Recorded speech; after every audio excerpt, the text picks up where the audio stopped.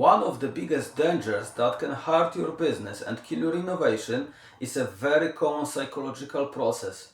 It can blind you to important feedback and put your venture at risk. The most dangerous thing for your startup or business is falling in love with your own idea. Let me explain, but first, let's be honest with ourselves. We really love our ideas. They feel like our babies. We nurture them from the start and watch them grow in our minds. Just like proud parents who love their children unconditionally, we are proud of them and we become emotionally attached to them somehow. If someone uses our idea without asking, it's easy to feel defensive and protective. In short, it is natural to get attached to our ideas when we have poured blood, sweat, and tears into them. But why do we get so attached to our ideas? How does it happen?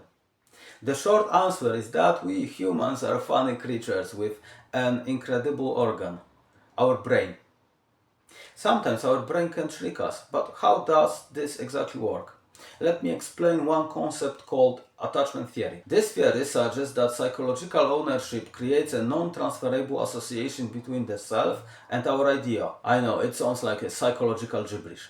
Here is the breakdown. Our brains treat the ideas we create as if they are real, something we really possess.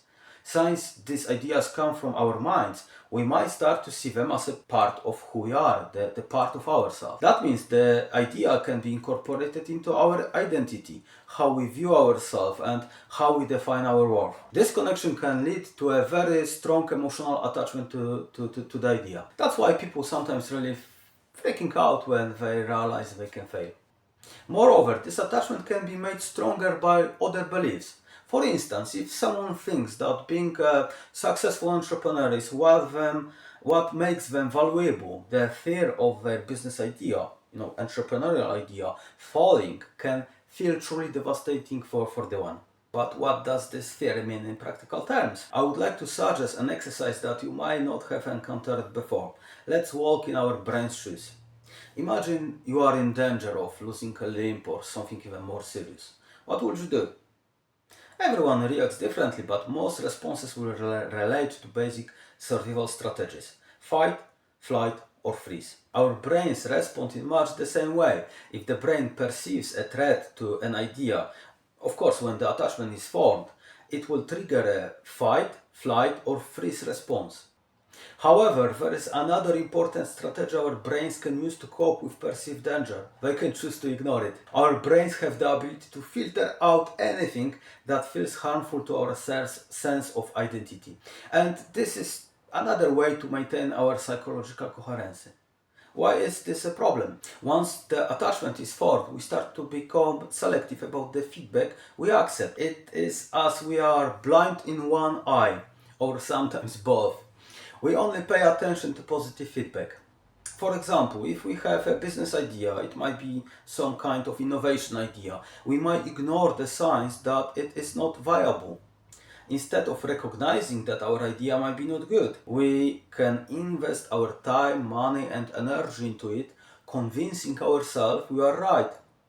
It's often only when our company or startup face a big failure that we finally realize the truth. Nasty stuff, isn't it? Well, I told you, we humans are funny creatures. How to handle it?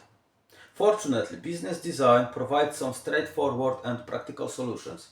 I will share a few strategies here, but you can find more in my article. I will leave the link in the description below the video. First and foremost, remember this: you are not your idea. If your idea isn't good, it doesn't mean you are a bad entrepreneur or worthless person. Similarly, having a great idea doesn't guarantee that you are always right. Your business is separate from who you are, so don't take criticism of your idea as a personal attack. Next, consider what evidence you have that your idea will work as you think it will. Ask yourself what you need to do in order to gather that evidence. Always ensure you make a decision based on evidence, on solid evidence rather than just ideas. Speaking of making decisions based on evidence brings me to another critical topic that can either boost your business or bring it down quickly: assumptions.